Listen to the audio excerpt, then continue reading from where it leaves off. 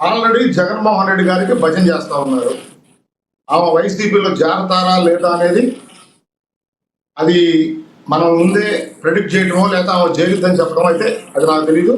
వర్మ గారి అంశం నేను చెప్పదలుచుకున్నాను. పిఠాపురం ఈ రాష్ట్ర డిప్యూటీ సీఎం ప్రాతినిధ్యం వహిస్తున్న నియోజకవర్గం. ఆ నియోజకవర్గంలో అట్లాంటి సంఘటనలు జరగకూడదు. అది చాలా దురదృష్టకరం.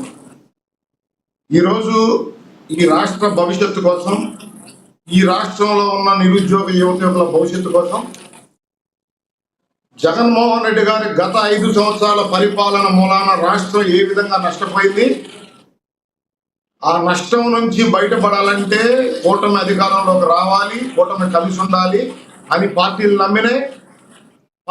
నమ్మిన అంశాన్ని రాష్ట్ర ప్రజలు ఏకీభవించారు. ప్రభంజన విజయాన్ని కట్టబెట్టారు కూటమికి. అధికారంలోకి వచ్చిన రోజు నుండి ఈ రోజు వరకు కూడా ఏదైతే 2024 సార్వత్రిక ఎన్నికల్లో ఈ రాష్ట్ర ప్రజలకి కూటమి మాట ఇచ్చిందో, సంక్షేమం, అభివృద్ధి, నిరుద్యోగ కల్పన, ఆ దిశగానే కూటమి పనిచేస్తా ఉంది. నేను పదే చెబుతున్నాను, మళ్ళీ చెబుతా ఉన్నాను. కూటమి కలయిక స్వార్థ రాజకీయ ప్రయోజనాల కోసం కాదు, పదవీ కాంక్షతో కాదు. ఆంధ్రప్రదేశ్ ప్రజలు 2019 సార్వత్రిక ఎన్నికల్లో జగన్మోహన్ రెడ్డి అనే వ్యక్తి చెప్పిన అబద్ధ ప్రచారాలు నమ్మి అతనికి అధికారం ఇచ్చి ఈ రాష్ట్రం సర్వనాశనం దిశగా. అజయ్ గారు మీరు చెప్పింది 100% నిజమైతే, ఒక రకంగా చెప్పాలంటే అధిష్టానాలు ఏవైతే ఉన్నాయో కూటమిలో చంద్రబాబు గారు కావచ్చు, నారా లోకేష్ గారు కావచ్చు, పవన్ కళ్యాణ్ గారు కావచ్చు, వీళ్ళందరూ మీరు చెప్పిన దానిలో యాక్సెప్టబుల్గా ఉన్నారు. వాళ్ళు ప్రజల కోసం పనిచేసేటట్టు ఉన్నారు. కూటమి అనేది రాష్ట్రం కోసం ఏర్పడింది అన్నట్టుగానే ఉన్నారు. అలా బిహేవ్ చేస్తున్నారు కూడా. దానిలో ఎటువంటి ప్రపంచం లేవు. కానీ క్రింది స్థాయిలో వర్మ గారి లాంటి నేతలకి ఇది తలకెక్కలేదా అంటే ఏం చెప్తారు మీరు? లక్ష్మీనాథ్ గారు, ఒక కుటుంబంలో 5 సభ్యులు ఉంటేనే 5 సభ్యుల ఆలోచనలు రకరకాలుగా ఉంటాయి. ఆ కుటుంబాన్ని నడిపే బాధ్యత ఆ కుటుంబ పెద్ద. అదేవిధంగా లక్షల మంది కార్యకర్తలు, వేల మంది నాయకులు ఉన్న 2 పార్టీలు విభిన్న ఆలోచనలు ఉండి ఉండొచ్చు. వాళ్ళ స్వార్థ రాజకీయ ప్రజలు ఎవరైనా, నేను వర్మ గారిని గురించి నేను ఎవరైనా ఈ రాష్ట్రంలో, కానీ కూటమిలో ఉన్న ప్రతి ఒక్క కార్యకర్త, నాయకుడు సింగిల్ పాయింట్ ఎజెండా మీద పనిచేయాలి. కూటమి రైట్ మళ్ళీ మాట్లాడతాను. మీరు కట్ అయినట్టున్నారు. నేను మళ్ళీ మాట్లాడతాను సార్ మీతో. అజయ్ గారు మనతోటి స్టూడియోలో అందుబాటులో ఉన్నారు మధుసూదన్ రెడ్డి గారు, ఆయనతో మాట్లాడతాం. మధుసూదన్ రెడ్డి గారు నమస్తే అండి, వైసీపీ అధికార ప్రతినిధి.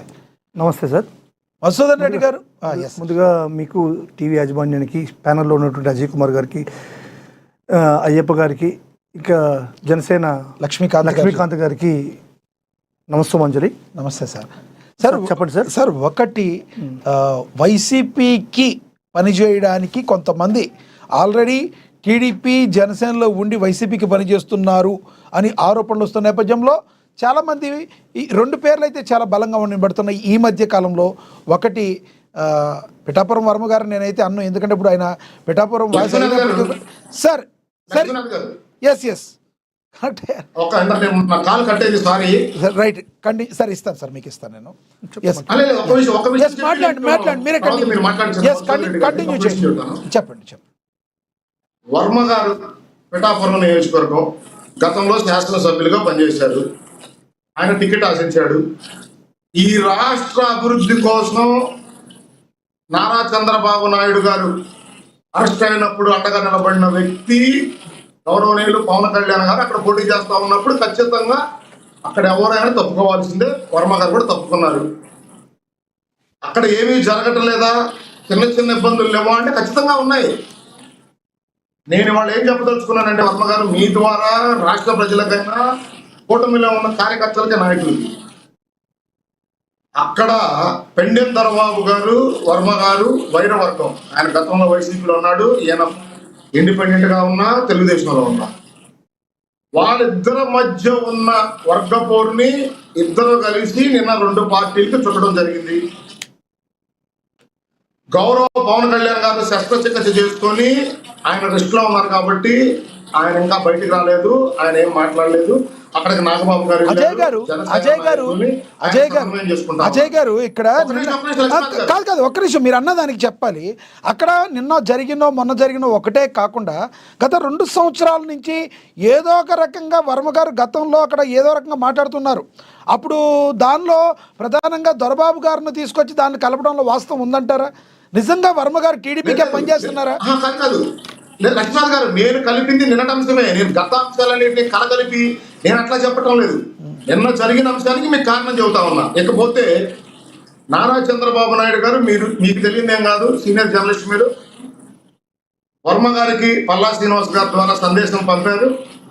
రాబోయే రోజుల్లో ఆ నియోజకవర్గంలో ఎటువంటి డిస్టర్బెన్స్ ఉండకూడదు రైట్ అని అనేది ఆయన ఇండికేషన్ పంపించడం జరిగింది. అది మీకు కూడా తెలిసిన అంశమే. గతంలో జరగలేదా అంటే జరిగి ఉన్నాయి. నేను జరగలేదని ఎక్కడ చెప్పడం లేదు. బట్ కానీ ఇక్కడ ఎవరో ఒకళ్ళు చేసిన లేదు ఇంకొకళ్ళు చేసిన తప్పుని అది ఎంటైర్ కూటమికి ఆపాదించి అక్కడేదో కూటమిలో అస్సలు జరిగే సమస్య లేదు లక్ష్మీనాథ్ గారు. ఓకే, ఒక నియోజకవర్గం, ఒక నాయకుడు, ఒకటి అవసరం కోసం కలిసిన పార్టీలు కాదు. ఈ రాష్ట్ర భవిష్యత్తు కోసం కలిసిన కూటమి. రైట్ ఇది ఇలా పెడితే 1 minute లో చెప్పండి మీరు. రైట్, మీరు చెప్పిన అభిప్రాయం అర్థం. ఇప్పటి వరకు వర్మ గారు అక్కడ ఆ నియోజకవర్గంలో ఏదన్నా చిన్న చిన్న గిల్లి గజ్జాలు పెట్టుకొని అక్కడ ఏదైనా గొడవ జరుగుతుంది తప్ప ఆయన ఎక్కడ కన్నా రజనీ గారి మాదిరి జగన్మోహన్ రెడ్డి భుజాన్ని వేసుకొని ఎక్కడా మొయ్యటం లేదు. First point. రెండోది, వర్మ గారు వెళ్తారని నేను అనుకోవటం లేదు. రెండవ అంశం, ఎవరైతే ఈ రాష్ట్రంలో కలగంట ఉన్నారో కూటమి విడిపోతే చూసి ఆనందపడాలని, మనం అధికారం రావాలని మీ ద్వారా వాళ్ళందరికీ తెలియజేయదలుచుకున్నాను. 175 నియోజకవర్గాల్లో ఎక్కడో అంటే మీరు అనొచ్చు ఎక్కడో ఒక చోట కాదు, పిఠాపురం అయినా ఎక్కడైనా కూటమి అధినాయకత్వం నిర్ణయించిన ఆలోచనలతోనే కింద నాయకులు పనిచేయాలి తప్ప సొంత ఆలోచనలతోనో లేదా స్వార్థ ప్రయోజనాలతోనో ఎటువంటి ఆలోచనలు చేసినా వాళ్ళు ఖచ్చితంగా పార్టీలు వాళ్ళ మీద చర్యలు తీసుకుంటాయి. రైట్, అజయ్ గారు ఒక్కటి చెప్పండి, మీ అభిప్రాయం అర్థమైంది. సమయం లేదు, మీరు ఇంకొక దానికి సమాధానం చెప్పాలి. మీరు వర్మ గారు దాటి పని చేస్తే కూటమి లైన్ దాటి ఎవరు పని చేసినా అది ఎవరైనా కూటమికి ఇబ్బంది కలిగే విధంగా ఎవరో ప్రయత్నించినా అది ఏ స్థాయిలో ఉన్న వ్యక్తి అయినా ఖచ్చితంగా అధిష్టానం చర్యలు తీసుకోవడం జరుగుతుంది. రైట్, మీ అభిప్రాయం అర్థమైంది. ఒక్కటి చెప్పండి, సజ్జల భార్గవ రెడ్డి గారి గురించి పోలీసులు ఏం ప్రశ్నలు అడుగుతున్నారు? నిజంగానే సజ్జల భార్గవ రెడ్డి గారు నిందితులుగా ఉండే అవకాశం ఉందంటారా? కేవలం మీ ప్రభుత్వం చేస్తున్న ఆరోపణలేనా? ఏమంటారు? 1 minute లో చెప్పండి ప్లీజ్. లక్ష్మీనాథ్ గారు 2019-24 మధ్య వైఎస్ఆర్సీపీ సోషల్ మీడియా వికృత చేష్టలను యావత్తు ప్రపంచం చూసింది. నేను ఇంకొకళ్ళు చెప్పడం కాదు. ఈ రోజున దాన్ని లీడ్ చేసిన వ్యక్తి సజ్జల భార్గవ రెడ్డి, అతని కింద పనిచేసిన వ్యక్తి వర్రా రవీంద్రారెడ్డి. వీళ్ళిద్దరు ఆధ్వర్యంలో వైసీపీ సోషల్ మీడియా ఏ విధంగా వ్యక్తిగత హననం, లక్ష్మీనాథ్ గారు నాయకుల్ని వ్యక్తిగత హననం కాదు, కుటుంబ సభ్యుల్ని ఫోటోలు మార్పింగ్ చేసి ఏ విధంగా వ్యక్తిగత హననం చేశారు వీళ్ళ ఆధ్వర్యంలో. రాష్ట్ర ప్రజలందరూ చేదరించుకునే జుగుత్సాకరంగా పోస్టులు పెట్టడం, ఏ విధంగా ఈ రాష్ట్రంలో ఉన్న నాయకులు కుటుంబ సభ్యుల మీద నీచమైన పోస్టులు పెట్టారో ఖచ్చితంగా వాళ్ళందరూ శిక్షార్హులే. లక్ష్మీనాథ్ గారు ఇక్కడ ఎవ్వరూ కక్ష సాధింపు చర్యలకు దిగటం లేదు. కక్ష సాధింపు చర్యలకి దిగాలంటే అధికారం వచ్చి కూటమికి 23 నెలలైంది. వాళ్ళు చేసిన తప్పుల్ని, వాళ్ళు చేసిన వికృత చేష్టల్ని, వాళ్ళు చేసిన విష ప్రచారాల్ని, కొన్ని ప్రశ్నలు అడిగారు, కొన్ని ప్రశ్నలు అడిగారు. ఇంటి కుటుంబ సభ్యుల మీద చేసిన విష ప్రచారాల్ని న్యాయస్థానం ముందు సాక్ష్యాధారాలు ఉంచాం. వాళ్ళు ఏదైతే విష ప్రచారాలు చేసి వికృత చేష్టలతో కుటుంబ సభ్యుల అగౌరవం చెందే విధంగా, కుటుంబ సభ్యులు భయకంపితులయ్యే విధంగా వాళ్ళు చేసిన వికృత చేష్టలకి వాళ్ళ సమాధానం చెప్పాల్సిందే, న్యాయస్థానాల ముందు నుంచోవాల్సిందే. ఎవరో కక్ష సాధింపు చర్యలకు దిగటం లేదు లక్ష్మణ్ గారు. రైట్ అజయ్ గారు, మీ అభిప్రాయం అర్థమైంది.